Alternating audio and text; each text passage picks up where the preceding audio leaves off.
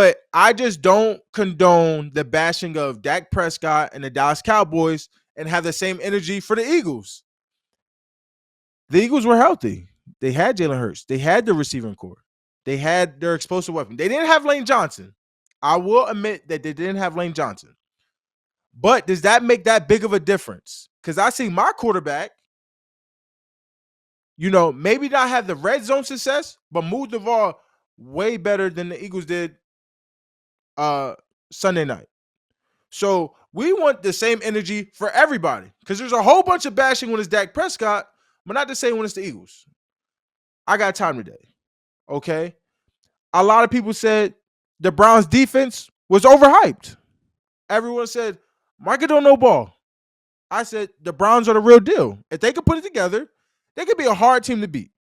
And now I can say it. We miss my guy, who we miss very much. Amari Cooper balled that out. Like, he could have been the dog of the week. What he did to help lead his team over the 49ers was amazing. That catch was spectacular. The Browns, and I heard a quote. Acho said this, which pissed me off. He said, I'm not worried about the 49ers. They were missing Christian McCaffrey. They were missing Deebo Samuel. This will piss me off about that, okay? They started that game. The Browns were missing Deshaun Watson. They were missing Nick Chubb. They were missing Jack Conklin. They were missing them key factors before the game even started.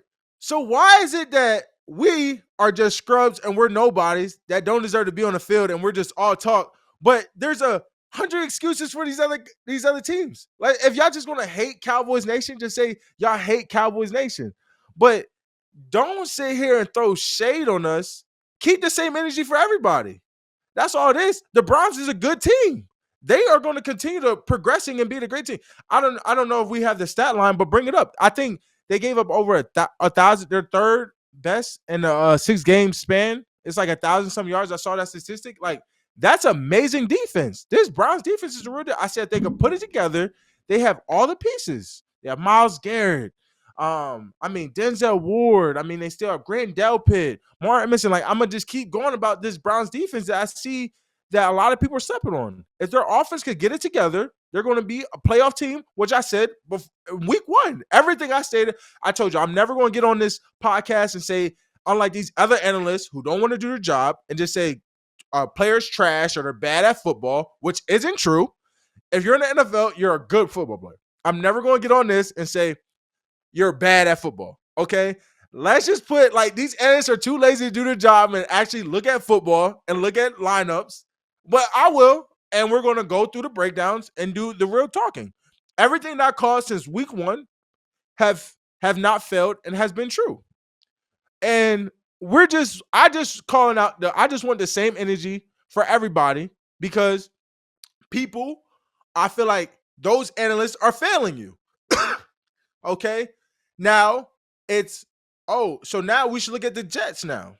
Okay? The Jets have a chance to be a really good team. Okay? They just beat the undefeated Eagles, which people said was impossible to do. And the significant part is that I think that's great about the Jets is they lost Sauce. They lost their DJ Reed. They're without Aaron Rodgers. But they're saying if we could beat the best team, I don't know what more of a confidence booster. What was it? 3 picks and they had a forced fumble in that game. They're saying if we could beat the best team in the NFL, which people say, right? And we're doing this without our star players. How special can we really be? And that's a significant part about adversity and the next man up mentality. And that's the part that a lot of people don't want to talk about in football. In life, think about in life, all right? If you get punched in the face, right? Okay, you get punched in the face. How do you react after you get punched in the face? Like if you lose your job, do you say, oh my gosh, I lost my job, like I can't move on? Or do you say, oh, I got to go start applying. I got to get back on my feet. I got to find a new job. I got to, like, that's important into how great they want to be. The leadership that's in the Jets locker room is amazing, and I'm loving to see it. Like I said, I hope the best for the Jets because everyone trashed on them. Everyone trashed on Zach. And I'm loving the turnaround. I'm loving it because before Before, when we beat them, it was like they're nobodies. Who cares? Especially after they beat the Bills on what was that, Sunday night or Monday night, the first week. So I'm loving to see it. I'm sorry, you guys. Do not pay attention to these trash analysts who just come out there and rant after one game. And I'm not even saying the 49ers shouldn't have won the game. They had a chance to win the game. But I'm saying the Browns defense is a real deal. This is a special team that they are building. They still don't have Deshaun Watson. They're still missing their two all-pro players. So it's special to see. And I'm just calling out the BS because I'm tired of people trashing my quarterback. I'm tired of people trashing my team. And that's why I had nothing to say to the media this week. I just wanted us to say, you want to hear me talk? Come to hear me talk on the Edge Monday night. And that's just what it's going to be. Because I have nothing to say, because if you're just going to take one game and say, this is who I am, then I have nothing to say to you. Because in life, that's just not how it is. And that's point blank period. Not one moment in your life will ever define you. You have the next day. You have a beautiful opportunity. That day will end. And if you're blessed enough, if you're blessed enough to wake up the next day, then you have a chance to redeem yourself. You have a chance to get better. You have a chance to learn. So just take that lesson chat. And that's all I'm gonna say about that. I'm glad we can move on from that. Because I'm just tired of the disrespect. And that's just point blank period. And I'm tired, and I want y'all to get the full breakdown of what sports really is.